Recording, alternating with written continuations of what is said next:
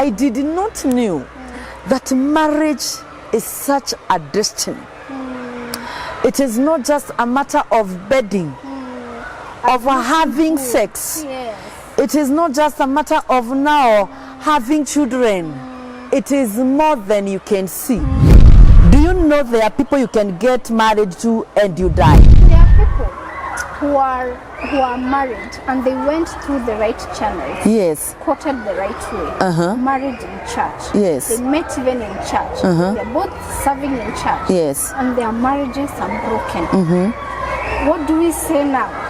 They involved God. They said, God, I want to get married. I also want to get married. Then we meet and we go to church and we get married. But after some time now, the marriage is broken. Some are even ministers. Yes. Now what do we say about those that went the right way, but still the marriages are broken? My dear, I'll say this. Do you know, Helen, there is not even a single woman, maybe until they'll tell us after this, ambaye huoleka and anataka siku moja atoke kwa doa yake. Yeah, true. There is not even a single woman. No one Unless you're there for the wrong reasons. You want your marriage to work, but you see, I used to fast and pray because now I want like this marriage to work out. And at what point Yes. did you now feel like, no, this is the breaking point? I can't do this anymore. No, it came to a point. You're watching High Step TV. The Bond Show. Beautiful people, godly bonds. A promise is made to a person, a human, but a vow is made to God. What happens when you get married and you make that promise to your spouse and a vow to God? Can that vow be broken? Welcome to High Step TV. This is the Bond Show, where we dive deep into matters relationship, marriage, parenting, and divorce. My name is Helen Kibali. Karibu sana to the show. If you are new here, kindly subscribe to this channel, High Step TV, and click on that notification bell so that you get notified anytime we upload new content. Also remember to give us a thumbs up so that we know that you like our content. You can send in your questions and queries to my social media handles, which are Helen_Kibali on Instagram, Helen Kibali on Facebook, and Helen Kibali on YouTube. Our social media handles as High Step TV is High Step TV on Facebook, High Step TV on YouTube, and High Step TV on Instagram. Welcome to the show. Today we have an amazing guest, an amazing woman of God. She's anointed woman of God. She's also a mother and has been a wife. She's going to shed a lot of light on marriage and divorce and how you pick yourself up after divorce. How do you move on after those wounds, after being humiliated, after being thrown to the pit? How do you dust yourself up and move on? Kindly help me welcome to the show our guest today. Karibu sana. Asante sana, Helen Kibali. Karibu. I really appreciate God for this moment that He has really given us to sit here and send some light, as you have said, about marriage, about divorce, and how you really make to move on, because really life has to move on, even after being married and even after being in divorce. So I really thank God for the time and chance, and also having invited me here.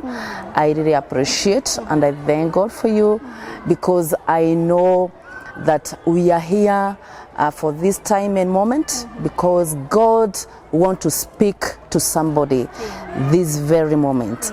So my name is Pastor Patricia, and I'm born again. I love the Lord. He is my personal Savior. He has been my anchor. He has been my shield. and I will say that he's really my friend. I have really enjoyed the walk with the Lord. I have really enjoyed the fact that I have a father, I have a friend, that is my Father in heaven. So I really thank God that he has really helped me and saved me, and also have made me his servant to serve him in this my generation. It is such an honor before the eyes of God. I would say that I am also a mother of a daughter. She is Patience Wajiko, and I thank God that it has been a blessing from God.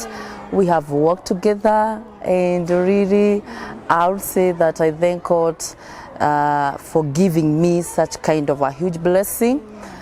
So I would say that I serve God in a ministry called Christian Impact Church under my bishop, that is Bishop Peter.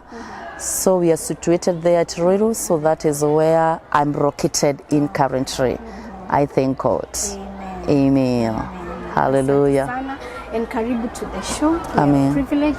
Actually, you're the best guest to have here. Hallelujah. To shed light on the topic today. Amen. Karibu sana to the show. Asante. Viewers, kindly remember to like and subscribe to this channel, and also if you are new here, karibu sana. Yes. If you are an old member, thank you so much for being part of this family and being part of this show. Yes. Pastor Patricia, Yes. as we continue, kindly tell us a bit about yourself. Ulizaliwa wapi? Ulisoma wapi? What were your dreams as a young girl? Yeah. Tell us all about that.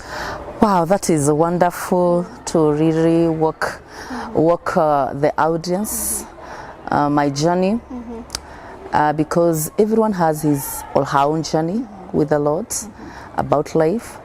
And so I'll say that I was born in Murang'a County, a place called Naro, Kafuruge, Mugesha. Wow. You know those interior places when you go there to villages. Niulize za kwetu, I don't know. You don't know? That is not right. You should know. That village that you're born. And so my village is called Kamutungi. So that is where I found myself when my parents gave birth to me. That is Bernard Macharia and Jane Nyambura. Those are my parents. So that is where I was raised. And so, as you know, when a child is born, there are those stages when now you are toddler, and now it comes a time that you get into primary levels. I schooled at Mugecha Primary School. And I'll say that I'm the firstborn in a family of 5. So you can imagine the task, the responsibilities that comes along with being the firstborn. But I really thank God for that. So I schooled at Mugecha Primary School till class 8. And I thank God because when I was in primary school, I really used to perform. I will not say that I not perform. So you are the bookwormers. Because my younger brother, that is our second born, alinipata tu when I was in class 2. Okay. Yeah, so there was that competition with the schooling and what have you. So we find ourselves really working hard in school. And by the grace of God, I thank God, because when I was in now primary levels, when I reached class 5, I discovered there's still something else that God has deposited in me. Imagine at that young age, but I would read. You remember them days when you used to read in songs, in parade, when there was the raising of the flags and all that. I was handpicked by our teacher. He was called Mr. Kamau. He was my favorite teacher. And this teacher, I think he would see he would see now the grace or what God had deposited me that time. And so we grew like that. Me, I grew like Okay, nasimama mbele ya watu. I'll stand on a huge cloud of people. And that even led me, even when we're in church now in primary levels, we used to participate them days, because me have grown in PCA, in Sunday school competitions, festivals. There were music festivals. There were the reciting of the poems. There were now performing with the drummers. And you know what? We will outstand those moments. So I would say that even my life, like, I've grown in church. So you were raised and brought up in church. I was raised and brought up in church. Then went to high school. Yes. Then after that, I went to high school. That is, God is really faithful, because I really performed Helen. Our days, I think I was among the top 3. That is among the girls. Wow. Yeah. And I was admitted Kamahua girls with very high points. And so I went there up to now Form 2. Me, I've been raised in a harbour ground. So there's a time my parents were doing well, but all of a sudden things happened. You know, things happen in life. And nasema sikumalizia pale. So I went to a day school.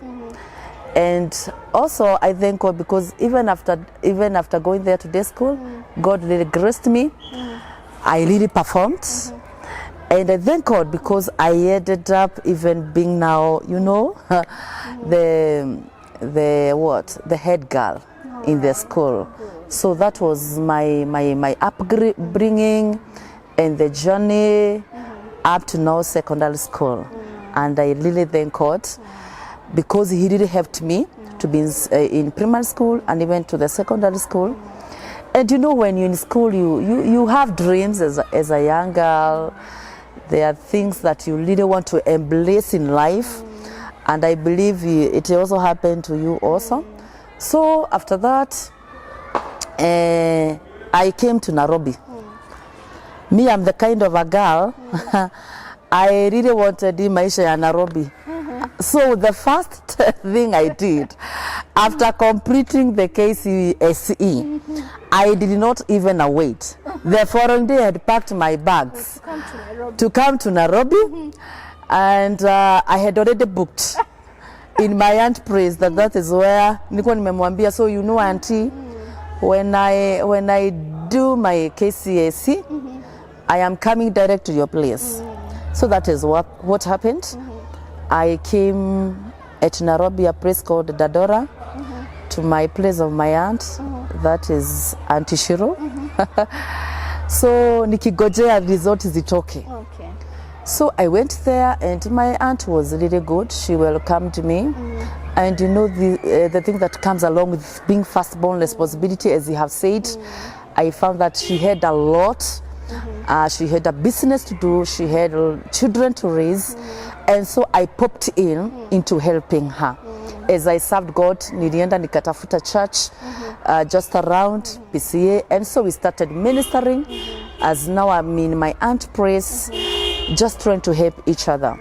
So it is in my aunt's place where God really helped me, and I opened a door. And I did cosmetology and beauty therapy.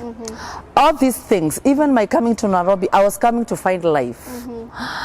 I was coming because I had heard that Nairobi ndio maisha inapatikana. So I really didn't want to be now the rad of opportunities. And so I thought, like, when you come to Nairobi, because they would say that now when you come, things change, you know. But contrary to that, you find really it's a little hassle. You have to really work to really make things happen, unlike Shag's life.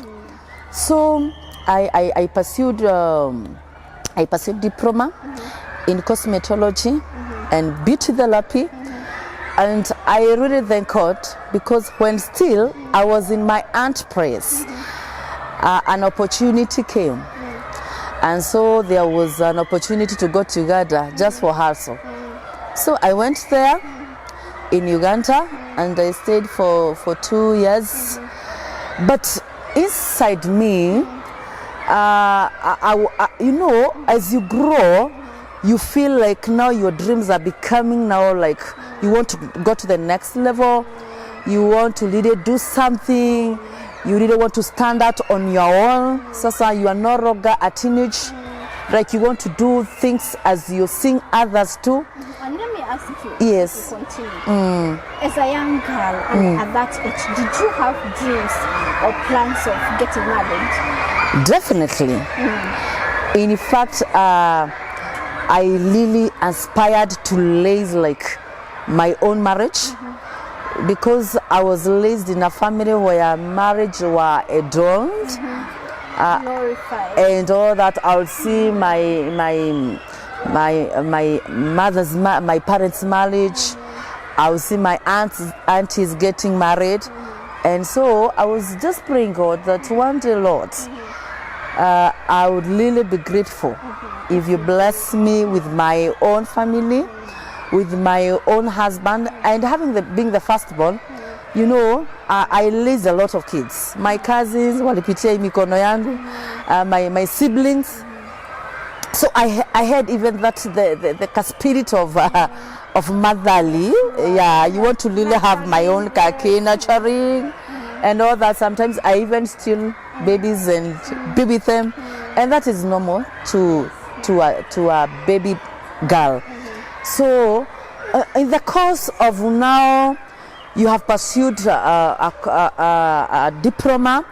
In the course of now, now you have gone to Uganda. They'll see that's something behind in your mind that you want a family, that you want a man of your own. But I may say, I am the kind of a girl that really wanted, though I want to have that family and marriage, I wanted first to like be grounded on my own ways, like niko na pesa zangu, niko na robi na jukarisha. I have my own life, financially stable. I really wanted to have that pride. Like I want now to first complete education and now have life of my own. Such to a point that when now this man come, because that is how my Guka used to tell me, it is good. First of all, you get educated, and after being educated, now you can have a husband of your own. To a point now when this husband comes, that is what my grandfather used to tell me, he will respect you. Yes. I don't know how he would say that. Something to bring to the table. Yeah, you have something to bring to the table, like this husband will not see you like a burden or something. So that motivated me. Even my own parents, they used to tell me that. So that motivated me to first of all be established on my own, even as a young lady. So I used to work hard, Helen. Okay, fortunately or unfortunately, I landed here. I landed here to Kenya now. And so I thank God. You know, as I have started, I didn't want to go back to Shags. So I called another aunt. And she's Auntie Nyambura. And I told her, you know what? I'm coming to your place because now things have not worked in Uganda.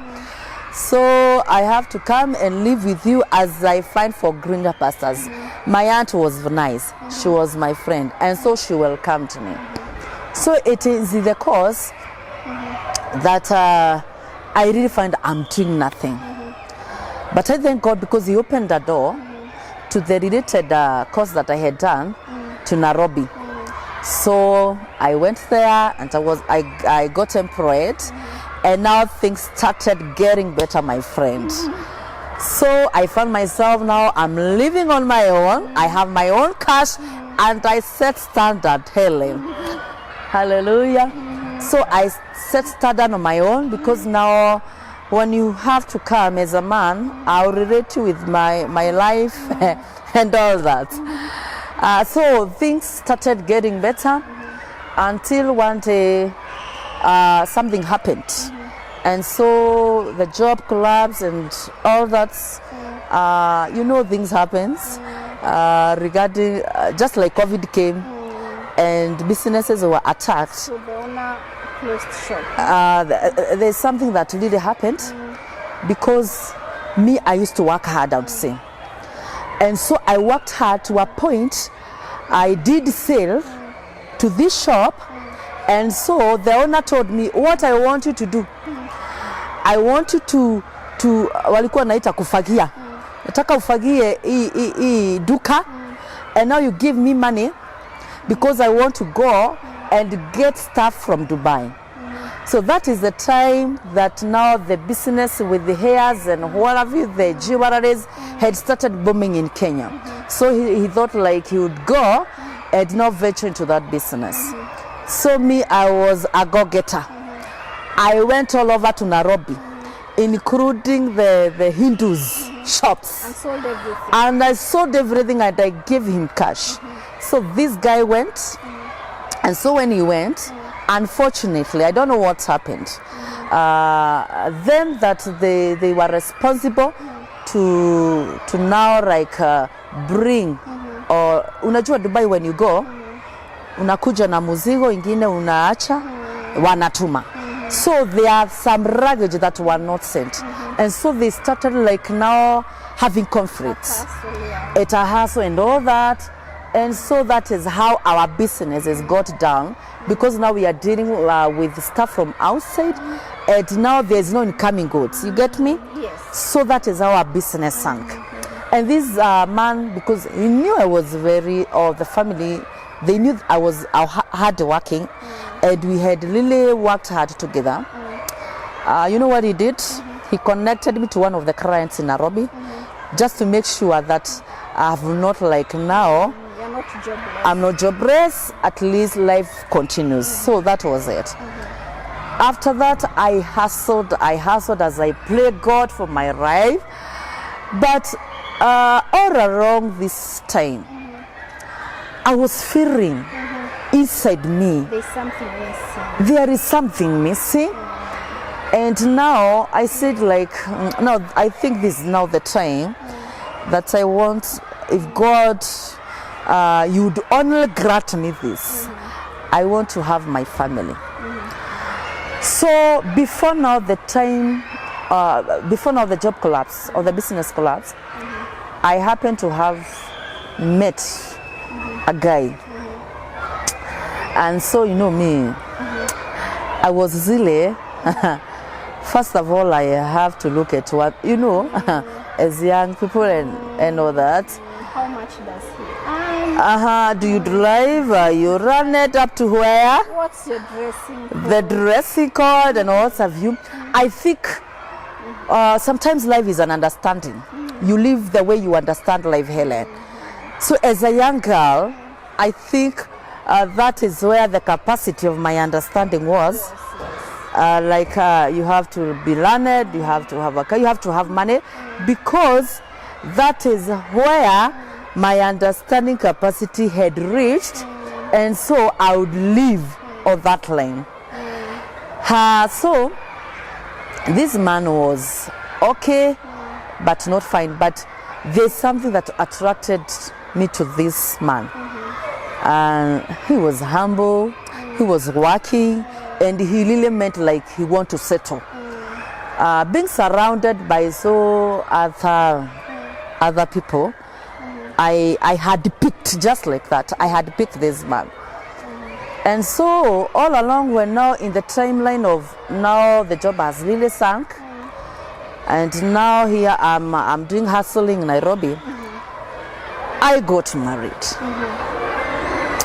And I really remember during this moment, there was something bothering me about God, but I would not understand what.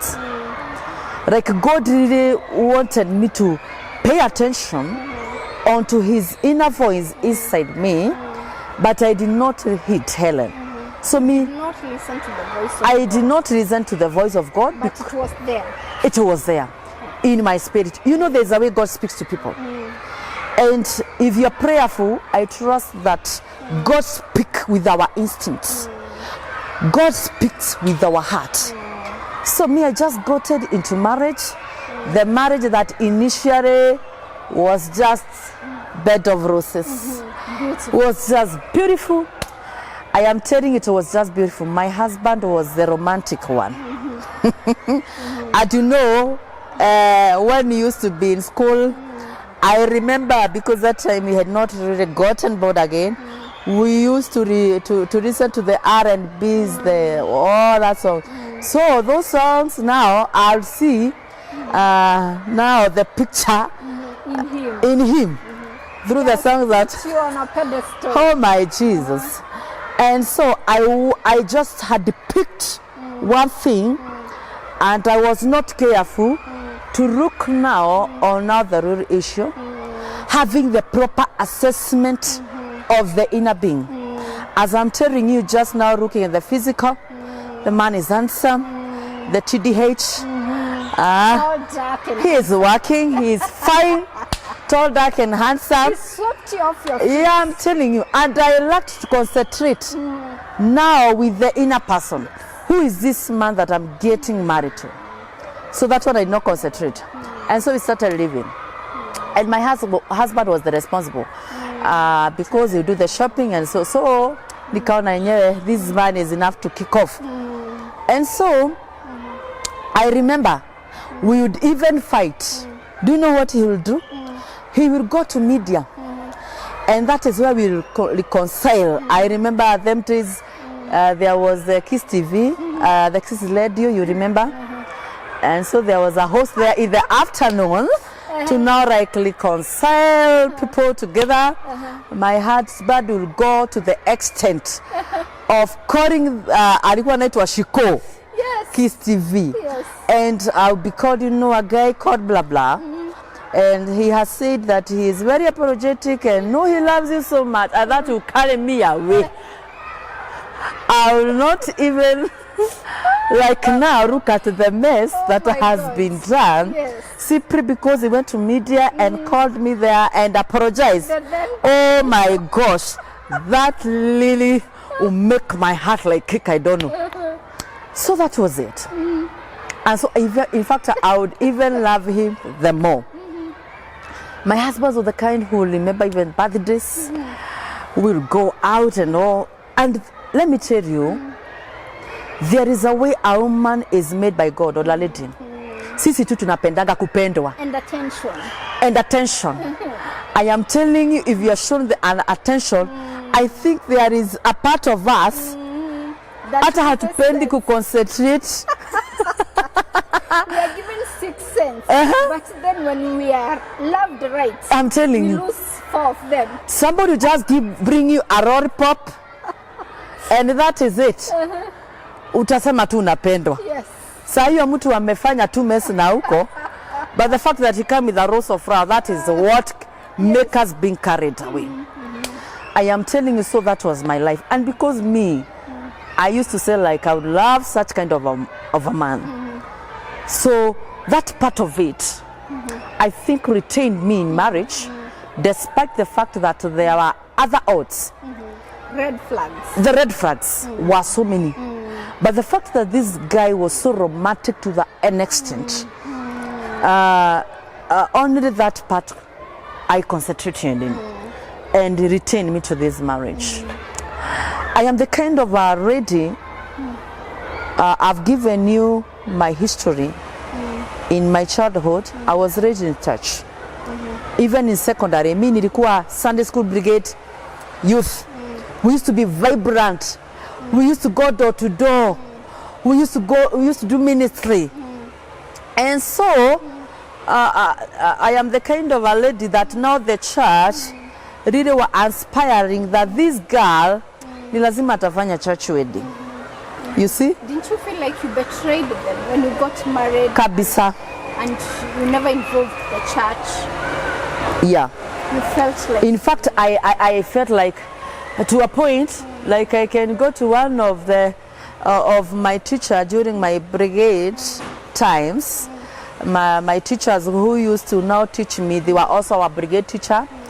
And there was one woman, just my neighbor, immediate neighbor, anaitwa Mama Dongo.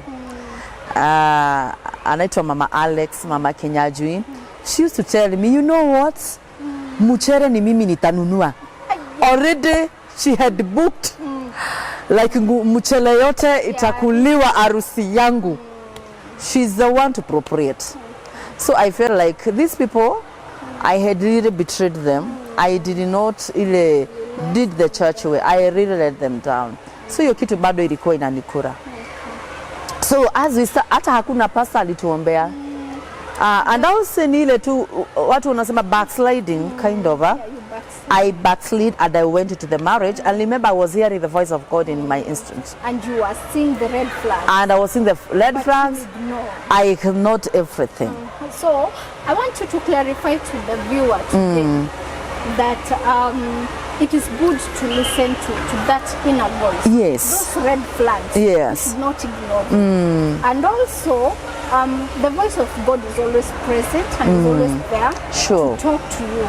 So when you feel in your spirit or in your soul like this is not the right direction, take your time, pray about it. Yes. Don't ignore. Yeah. I don't know how we can emphasize more on that. Yes. Because most people ignore those red flags. Yes. Let me say, Helen, I have said like I am a servant of God. Today I'm an ordained pastor by the grace of God, a full time in the service and ministration, just by the grace of God.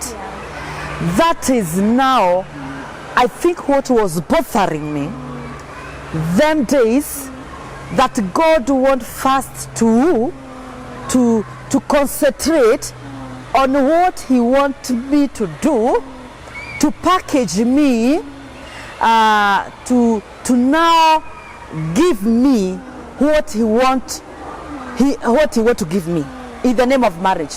Let me state here, Helen, hakuna kitu mzuri kama ile Mungu amekupatia.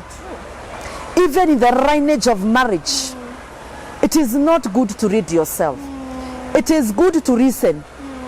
It is good to listen to that instinct, first of all, because most of the time, that is the voice of God.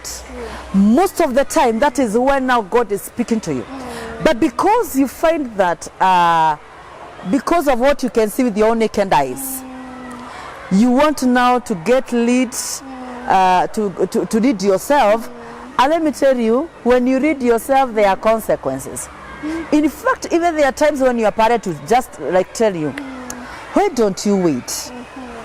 There are friends who God used them days, and they just said, "Ay, Jambi, no, I think you were meant to do wedding. Mbona umekuwa na haraka? Why have you rushed into things?" You see, when now God sees that you don't listen to His voice, He said you some people. Maybe not them that you trust, not necessarily even people that you really know, not necessarily your friends, but God can really speak to you, even in a gathering, or even somewhere you pass by and hear like, gosh, hiyo neno ni kama ni langu. So we should always be careful and alert and just try to uplift your spiritual ears and see what God really wants you to see, because it is all given, it is all around. God speaks through nature. God can even speak to you through when you're in your house. Kunakuwa na commotion, kila kitu inaanguka, everything there is a mess. Try to understand what God is communicating to you. So I am very honest, and that is the very truth before God. I did not listen. In fact, I'm the kind of person now. Or you heard and you ignored. Ignorance, lack of being attentive to the voice of God, and also being disobedience. So it was all about that. And so I did not know that marriage is such a destiny. It is not just a matter of bedding, of having sex. Yes. It is not just a matter of now having children. It is more than you can see. Because marriage, I say today, is more spiritual than physical. There is, let us divert just a little bit. When you get married to a person, Helen, there is you. That man I saw in my husband, the handsome, the romantic guy. There is him, and there is him, the inner being. And that is why I would say to people, just have the proper assessment of the inner being. Exactly who is this person that you're getting married to.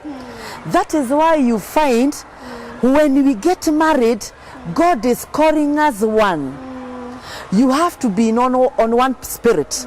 Like when you talk and I talk, we come to one voice, an agreement as one person. So you find, and God just helped me, and I say that now marriage is a destiny.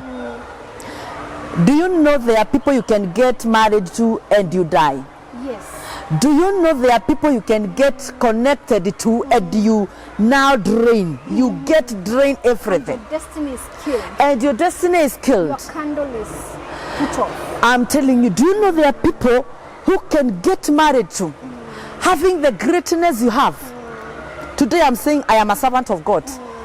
But to be honest before God, there are people you get connected to in the name of marriage and you never serve God forever. Yes.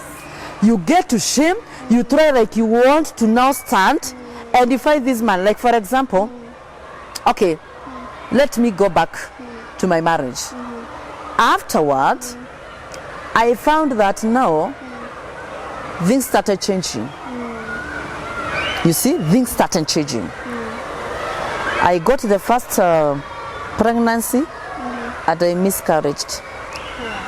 I got another one and it got miscarried. This time round, my husband, you know, I had gotten married to him because I had seen how he's working at Aniweza too, at Akona Turisha and all that. The job collapsed.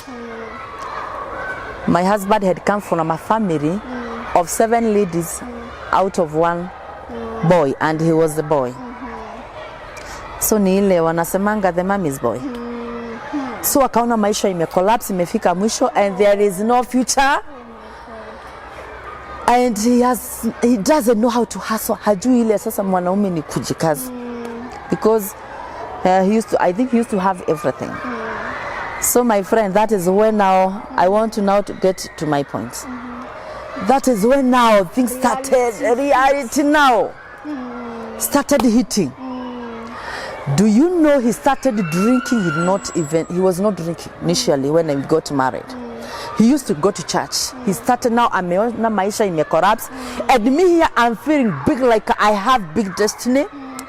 I was feeling like there's somewhere I want to go. And now this man, he started now like maisha sasa imefika mwisho. So tukakosa kuelewana. You get me? Let me get this straight. Yes. When you got married, did you go back to God? Like, did you get born again again? Exactly. Oh, okay. Now this is where, you know, God now knows how to really capture us. When in comfort zone, sometimes we don't really have time for God. But now, still, before I get back to God, I was feeling like I really need to really now retrieve my steps and go back to God. I really need God. I cannot do without Him. So this time round, I got born again. And I happened to go to one of the churches around. And so that is when now I started feeling like now I am on the right track. But things are not really working. The mistake is still speaking. Yes. Now it is still speaking, the disobedience, the ile kujiongoza, the fruits of disobedience. So Helen, you know what happened? Now my husband, he started doing things that I had not seen in him.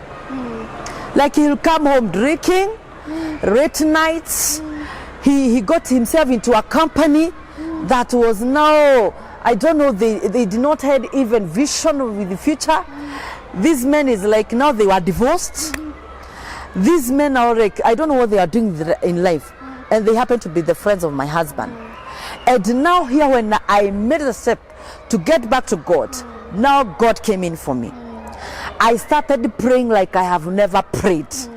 Because now there is something here at my hand. I want my marriage to work. At that moment, did you see it as a mistake? or you are still very much in love with him and still very present in that marriage? In fact, what I did, the moment I got born again, now I involved now the man of God. In the marriage. In the marriage. So you are still interested in the marriage. I really wanted now, like, let me involve God and nisimamisha hii ndoa. Wacha sasa, you know, there's power in prayers, they say, and that is very true. Nataka kusimamisha marriage yangu na mikono yangu. I don't want to, like, the shame to get out of the marriage. And wasemange, you see, kufanya harusi ya kanisa ndio nao sasa ametoka kwa ndoa. Things have not worked out. So I went through thin and thick. I went through hell. And do you know, because marriage is a destiny, it is good to know yourself in God, the purpose of God in your life. Now I started seeking God. I got into the praise and worship now. Now I'm serving God, but my man here, hata hataki mambo sasa za kanisa. Amebadilika kabisa. Do you know, Helen, I would pray, and my husband all will tell me is, now see yourself. Umeshinda hapo ukiomba umepatiwa nini? Imagine. That one would make me go in tears.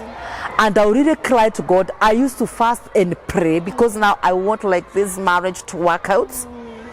I am telling you, involving even now the men of God, involving my friends and what have you. I did everything I could do. So I remember one day, there are times he will come. Me, I'm reasoning here to the word of God. I used to love the Hope TV, the Hope FM. And he'll find me listening to one of the sermons. And he'll come and switch off now the radio. And you know what he'll say? Sasa mnashinda mkindanganywa.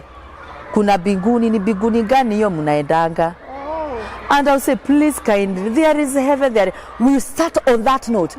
By the time we are done with now the conflict and all the commotion, I am out. Iyo usiku nitarara nje.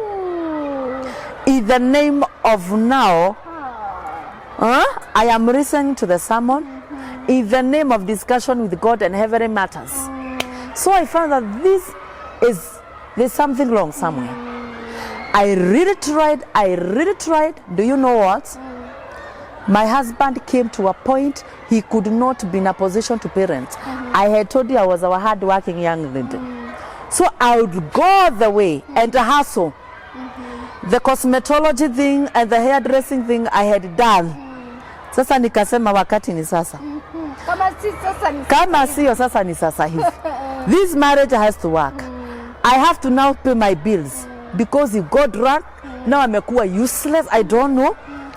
He has no future now with marriage. Yani haoni future. Me, I'll go and hustle, and you know what?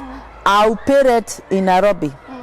I'll see a good cloth, a good trouser, a nice cape, or whatever, the socks and whatever. I would clothe him. Because now, I want now, like, women, you should be submissive to your husband. And at what point? Yes. Did you now feel like, no, this is the breaking point. I can't do this anymore. No, it came to a point. Let me just say, it reached to a point, accompaniments of all these things, of being irresponsible, even with his cause. There's a time I got pregnant now with my baby, my Shikoe, my daughter. And I used to hustle even when I was pregnant. It came to a point I was given a bed rest. And now I could not go and hustle for rent. You had complications? Yeah, I had complication because I had miscarriage. For this one, the doctor told me now you have to, like, have a bed rest, full-time bed rest. So I could not go to hustle and make admits in my marriage or in my family. Do you know, it came to a point and tukakuja tukafungiwa nyumba. I am pregnant, there is no rent. My husband, after that is nothing. Hana kazi na marriage. Let me tell you, Helen, I remember that time I went to church. Me, I used to go to church even of the weekdays to pray and even all that. So when I came, I now find my house is locked na agent. Akaniambia, you know what? Kuna mahali nilipata pa kuwekewa hizi vitu by my friend. Wacha tuvunje nyumba. Then I get out the things and tuwekewe, and then we go to a cheaper house. So I thought like huyu mzee amejipanga. Do you know what he did? He sold everything of the house. Everything was sold, Helen. Uende wapi? I don't know. Na mimba. Me, I'm pregnant. Na ni zile unajua hata wanawake tunanunua na chama zingine. My clothes zimechukuliwa, zimeuzwa. So nikashindwa what is do I go to my, and you know what? Me, I never dared to tell my parents of my problem With your husband. with my husband. Okay, I had said that wacha niambiage mamake. So that point I felt like, oh my Jesus, this is an eye opener. Hata ndoa yenyewe sasa imeisha. Now where do you go? Imagine.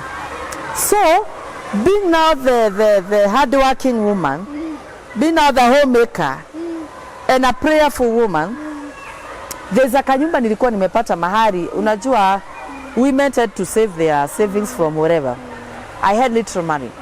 I did not want to go to village with the pregnancy because I don't want the gossip and the talk.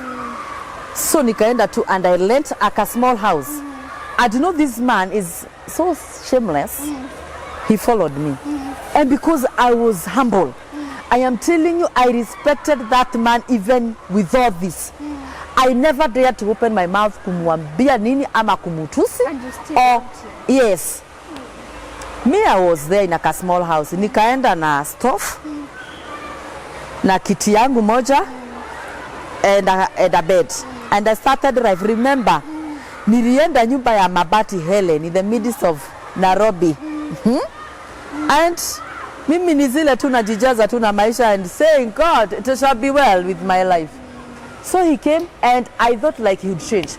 But when I gave birth to my baby, thank to God, do you know, I thought now, like now I've given birth, and now my husband, now ameona mtoto, and so he will change. Yeah. Do you know he gotten worse?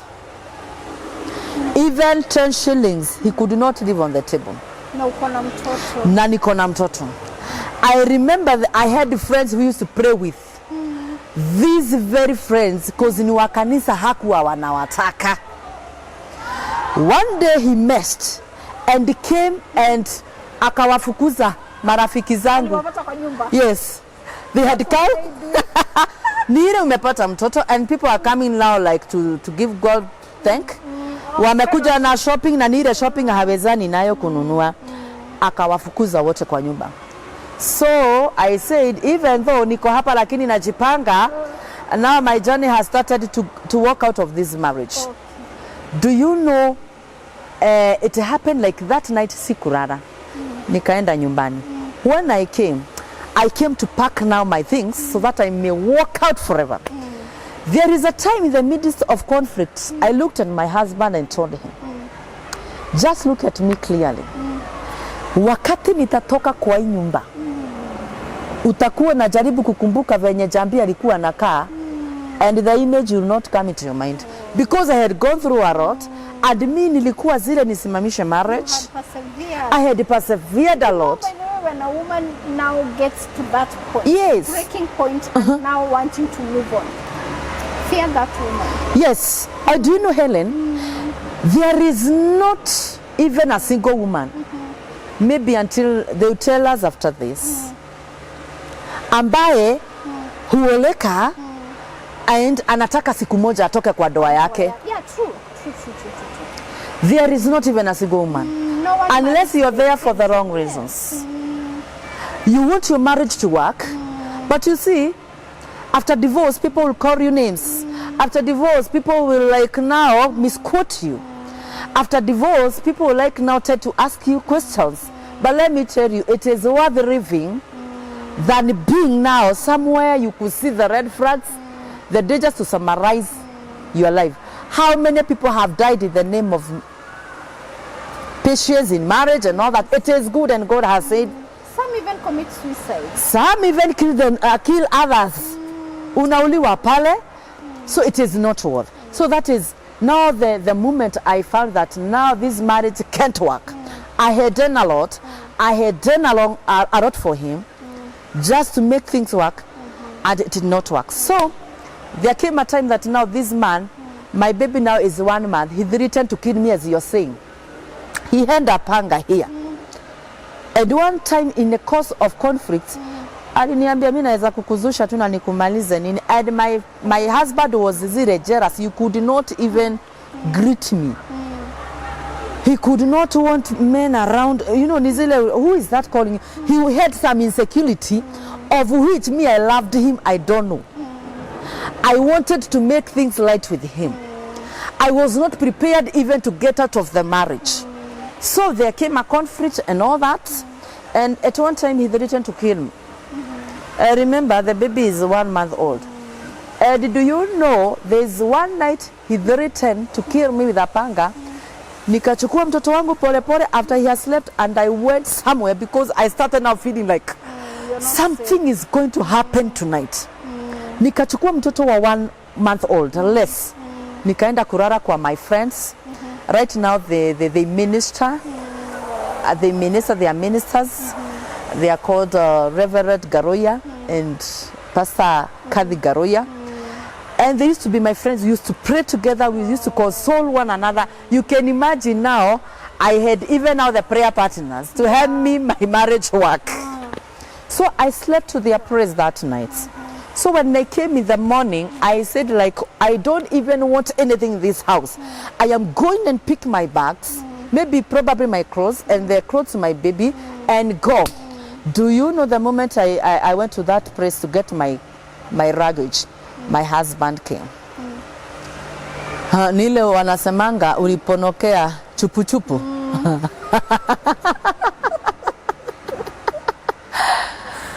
Kuponyoka, kuponea chupu chupu. My husband, I don't know. The moment he learned, he was just around. Because mimi nilikuwa nifungue nyumba niende nitoe vitu. I learned. So the moment he heard that I'm there, he came with a sword. I don't like this. And he threatened now to kill me. Do you know the neighbors now came in? Zile sasa mambo imetokea, and you have been hiding about your marriage. No one knows about what you're going through.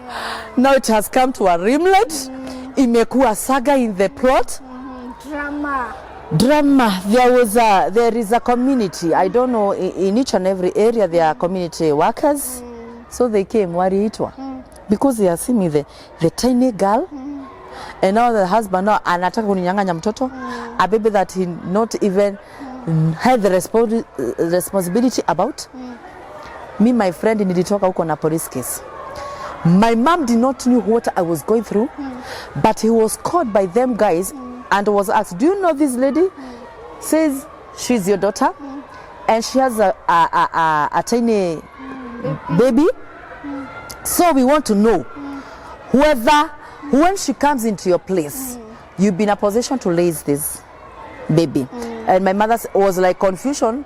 Lakini sistangu akamwambia, you just say whatever they're asking you. So my mom sent a car, and that is when I get out of my husband's hands. Remember, I have a tiny girl. And you have no job. I am jobless. Oh God, I could not remember the voice I had had. Now it's I could not regret. Yes. I could not say like, seriously, God, why am I going through this? And let me tell you, there are things that we get led ourselves and we did not initiate God, and now when things are not going right, we initiate God now. He has to be the Alpha and Omega. Yes, the author. Yes. He says he's the Alpha and Omega. What God has started, he has to see it to completion. Now me, I read myself into marriage. You started it. I started it too. Regardless of the red flags. Regardless of the inner voice. You're disobedient. Now here things are not working out for Helen. Now it is when now I'm shooting God like, God, why have you around this in my life? Why should you let me go through this? But God is saying, I want you. But you not listen, my child. You see? So there is a word I read. Just listen to. And the Lord was speaking to me about now what I'm saying or what I've gone through. About the life of Abimelech's wife, Abimelech's family. They read themselves. They went and intermarriage with the enemies of the Lord. And so what came? Death. Because of the disobedience. Because, in fact, they not even inquire. The fact that he had gone to the Moab country, it was because there was now the drought. You know, when things don't go right, we tend like to divert out of God's ways. We read ourselves, and so we live in shame. Do you know? I know you know that story. Yes. Now when Naomi had what God had done, that God had given them harvest, now desires to go back home. Yes. To now her country. And you know, he is going back. She's going back with the shame. When the women saw her, they were, oh God, is this Naomi? Because she had lost everything. She had lost everything. Walijiongoza. They did not inquire of the Lord. And Naomi was saying in her heart that the Lord has done this to me. It was not God. It was not. And that is the case with my life. I cannot blame God today. Because I did not listen to God. I did not inquire from the Lord. Involve God. I not involve God. So what encountered later, it is the consequences of your disobedience. And of my getting led myself. So that was the life of Naomi. So when I went back to Thika, God is gracious. You know, he says that he cannot reject us together. He always tells us to come and listen together. I found that God had prepared my mom now to stand on this cup. I am jobless, no finances. My husband, we cannot even lie about how to bring now the child. So I found that God has really not co-parent with him because he was not responsible enough even when you were in his house that he can be responsible when you're not there. I am so telling you. You cannot co-parent. I am telling you. Oh my God. So that life was like that. My mom was given the burden by God like I don't know. Do you know she would even and thank to her wherever she is. May God bless her. May God give her many more years, inclusive of my brothers, because they really blessed me. In fact, even my dad, they all of them blessed me. So when I went, like my mom will wake up and ireko hiuherio, you know the saying, what they say. So she would wake up, make everything, pancakes, what have you, kukuji for me, whatever the lunch and what have you. And life continued. Every money I would want, even salon money, everything. Zile nguo nilikuwa nimenunulia hii mtoto. The cheap one hakuvaa. My mom took the responsibility. We would go to boutique and all that. I'd buy my clothes, inclusive of my kids' clothes. And so life continued. Do you know what, Helen? Just like Naomi, when I was in that state, I cried to God so much. I remember I even fasted 1 whole week when my baby was less than 2 months, just to inquire of the Lord what he wants with my life. Now that is when I came back. Something I would have done some times ago. I came back now to the meeting point with God to ask him exactly what you want with my life. I fasted for 7 days, dry. I don't know, but the grace is sufficient. And the Lord, you know what he told me? I want you to serve me. I want you to walk with me. I want you to seek me. And that is no wonder what the Bible says. If you seek me, you find me. Seek first the kingdom of God and its righteousness, and then the rest, including of a good husband. They are there. Godly husbands, godly marriages, they are there. So I started seeking God. I sought God like money. I sought God like gold. I would go to the mountains. I now initiated like now, I really want this God. I would attend meetings that come along in where I stays. And I am telling you, later on, God really carried through. And today I do say, my life is a journey with God. Now, before you tell us how you picked yourself up. Yes. From these broken shambles and pieces and ruins, and how God brought you to where you are today. Yes. We want to take a very short commercial break. Yeah. And we want to appreciate our sponsors today. Yes. Which are High Step Media, Amen. High Step TV. Yes. They have sponsored this program. Yeah. An amazing crew. Amen. If you need your video shot, may it be a video, a music video, weddings, birthday parties, your lounge, anything that you need video coverage, yes, they're the right people to go to. As we take a short commercial break, God bless you so much, and thank you, High Step TV. This is High Step Media Production. Je, wewe ni msanii na ungependa kuchukua hatua kabambe katika kuboresha usanii wako? Je, wewe ni msanii mpya usiyejua utaanza vipi katika kufanikisha usanii wako? Je, wahitaji kufanywa video za harusi, matukio, dokumentari, au pia kutengenezewa filamu na kupigwa picha? highstep Media ina majibu kwa masuala haya yote kwa bei rahisi. Tutembelee pale Homeland au wasiliana nasi kwa njia ya simu kupitia nambari 0706299166. Karibu. Kazi yao wanafanya ni kazi nzuri sana. Nimefurahia sana kazi ambao wanafanya. Come High Step Media Production. You never know, you can be a star of tomorrow. Step Media, kwanza wana upendo, ni wakarimu sana. Na kama ni wakarimu ndio maana tumefika hapa tumefika. There are people who are married and they went through the right channels. yes, Quoted the right way. Married in church. Yes. They met even in church. They're both serving in church. yes, And their marriages are broken. What do we say now? They involved God. They said, God, I want to get married. I also want to get married. Then we meet and we go to church and we get married. But after some time now, the marriage is broken. Some are even ministers. Yes. Now what do we say about those that went the right way, but still the marriages are broken? my dear, I'll say this.